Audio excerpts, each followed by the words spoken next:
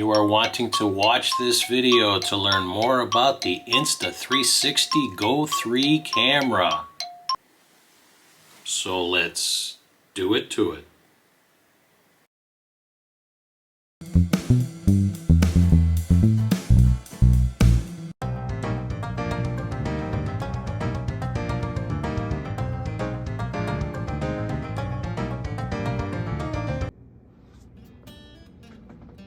Well, I got my Insta360 Go 3 camera today. Very excited about this. I have 3 GoPros, the Hero 10s, 2 of those, and one Hero 11. I absolutely love those cameras. Multifunctional not only as action cameras, but also I use them in my studio when I'm filming at any different camera angles. But this Insta Go 3 just fascinates me with the functionality that it can do, so let's take a look at it.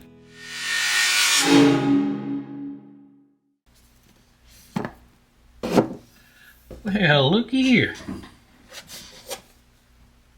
Looks like the camera is stuck to the box. Wow.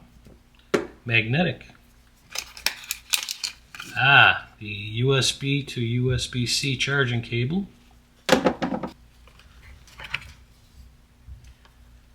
This is the sticky base. Peel this off, it'll stick to just about anything. And after a while, when it's gotten used and abused, you just wash it off with soapy water and it should be good to go.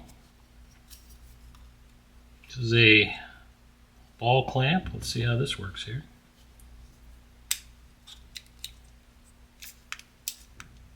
Wow, I can just feel the magnetic pull on this thing.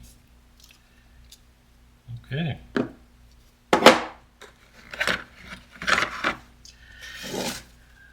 This is the module. It's got a flip-up screen, which is different than other action cameras like the GoPro where the screen is just in the back, and you do have one in the front. But we'll examine this more in detail in a little bit. Ah, the clip to go on your hat bill.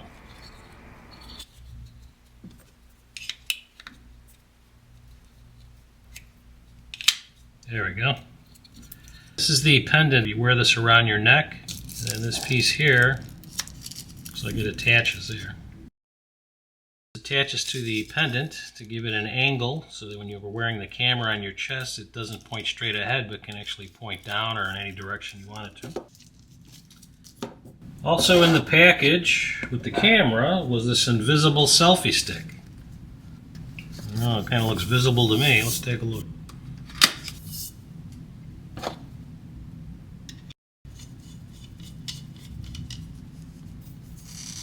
And I've seen other YouTubers put this in various places, so we'll test that out.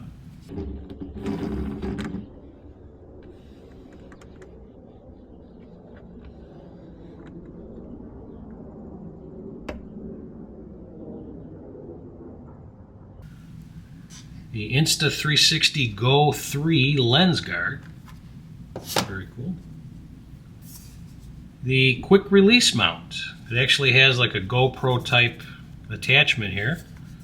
And the last thing that came in the box was a motorcycle mount bundle. Guess I'll have to get a motorcycle now to go with this.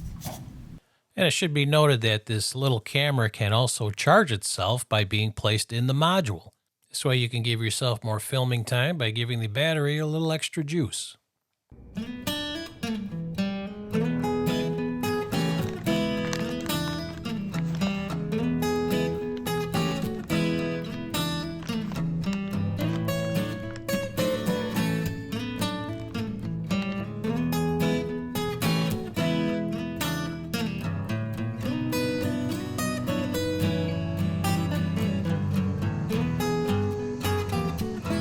Okay, let's turn the camera on and check out its features.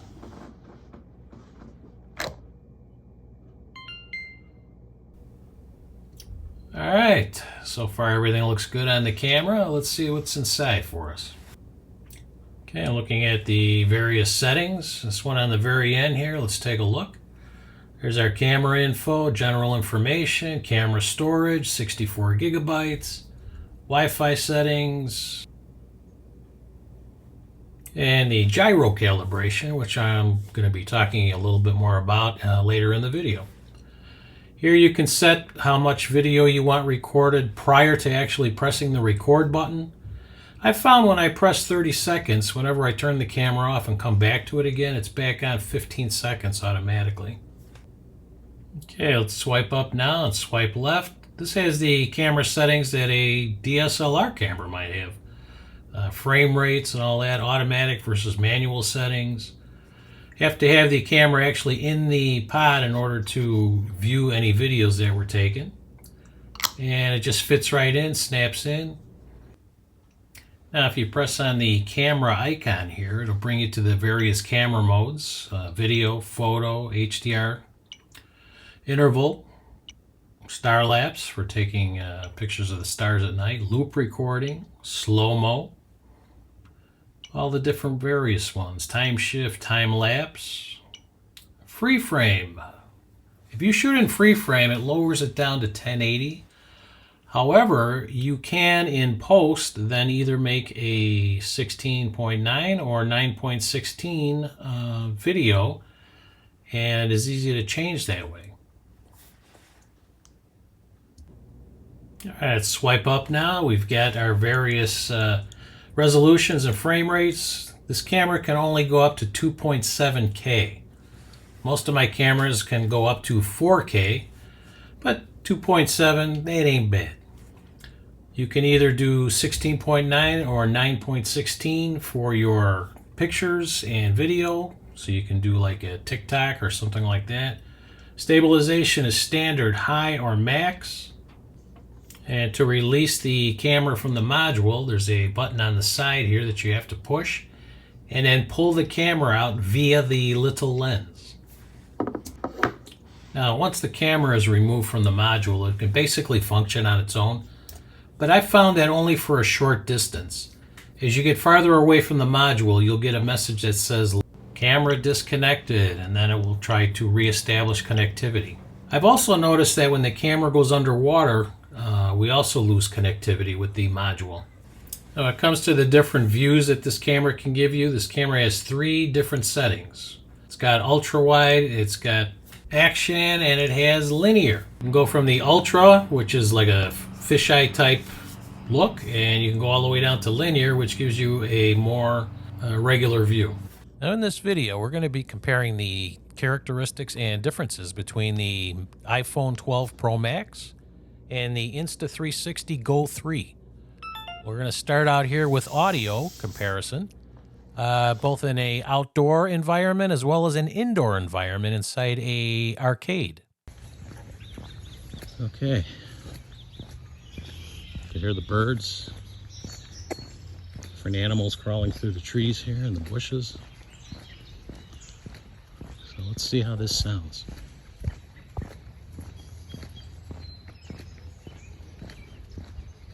And I'm only using the microphone built into the iPhone. I don't have any external mic connected. All right, we are testing the audio on the Insta360 Go 3 camera. We'll see how it sounds with the cars going by, the birds, and everything else. In addition, we'll be seeing how the sunlight through the trees, the different lighting changes with the camera. And we'll go from there. There's a lawnmower coming up.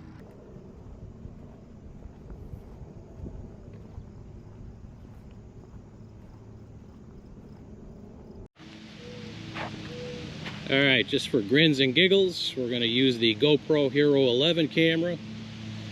Got it on standard stabilization and the internal onboard microphone. Let's see how it sounds.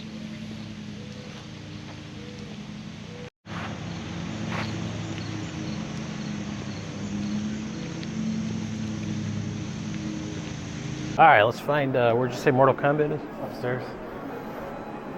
You should also do one of those shooting games. Yes. What's going on now?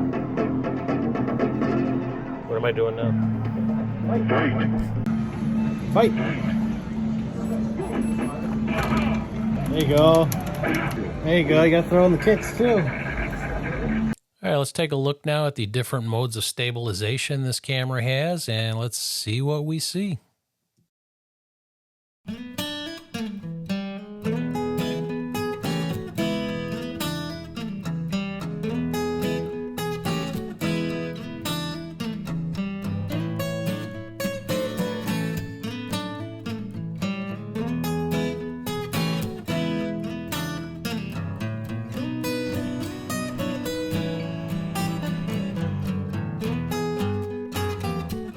now I'm going to show you an even more definitive way of demonstrating stabilization amongst these different cameras, known as the lawnmower effect. All right, using the monkey tail mount, we're going to put that on the lawnmower for each camera and see what happens.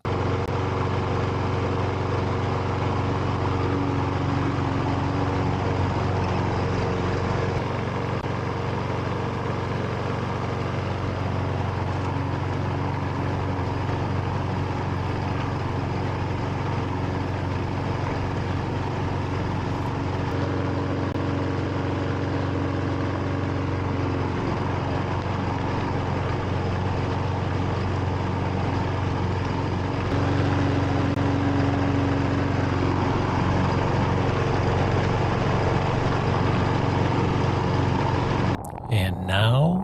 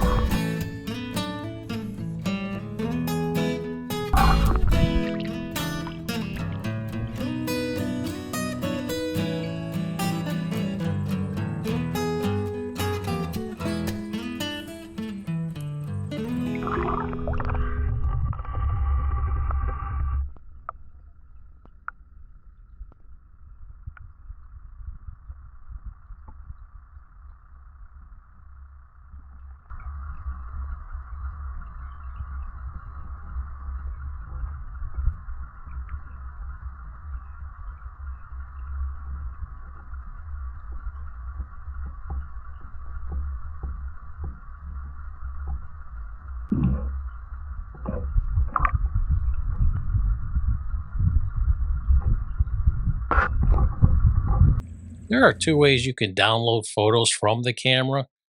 First of all, the camera has to be in the module in order to do that. And then you can either connect the module itself through the USB to your computer and download the photos directly into something like Final Cut Pro, or you can use the app on your iPad or iPhone and download the photos that way through Bluetooth. And then you can kind of sort of edit the photos in the app, and then you can forward them over to Final Cut Pro that way. Now, in addition to the camera connectivity issue, another minor grievance I have with this camera is because of its small size, the small screen on the back, my fingers somehow change the settings every once in a while without my knowing it. And I have to keep looking back. Case in point was in the arcade. I went to take a video and not realizing that I had touched something that I wasn't supposed to touch on the screen. The settings changed and I had to do a gyro camera calibration,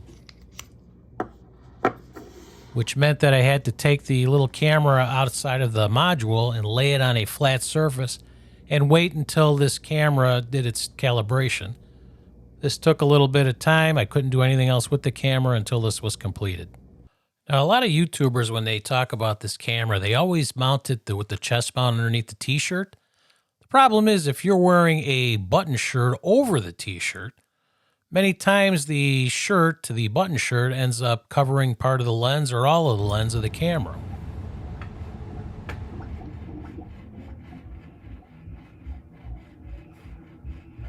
And speaking of using the chest mount with the camera on the t-shirt, I have also found a couple of problems with this in that the camera kind of changes around while you're walking. And another one was that the camera makes a clicking noise sometimes. And for some reason, the 360-degree horizon lock doesn't seem to work sometimes on the camera. As you can see here in the video, I went upside down and stayed that way. Hopefully some future firmware updates will correct these problems.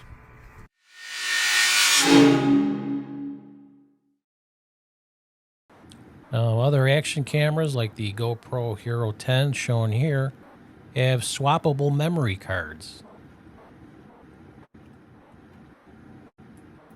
as well as swappable batteries. The Insta360 Go 3 camera does not. What you buy is what you are stuck with. You can see here in the video, I have a 64 gigabyte memory in the camera, and the prices vary depending on how much memory you want to get. But again, whatever you order, it's in the camera. There's no, adding to it or upgrading it or anything like that. You're stuck with it. And when the battery eventually goes in the camera, there's no way to swap it out. So again, you're stuck with a camera that eventually is going to degrade. Well, I hope this video was helpful in your consideration on whether to purchase this camera or not. All in all, I think it's a great camera, and I'm glad that I have it. I found great uses for it and functionality. So until the next video,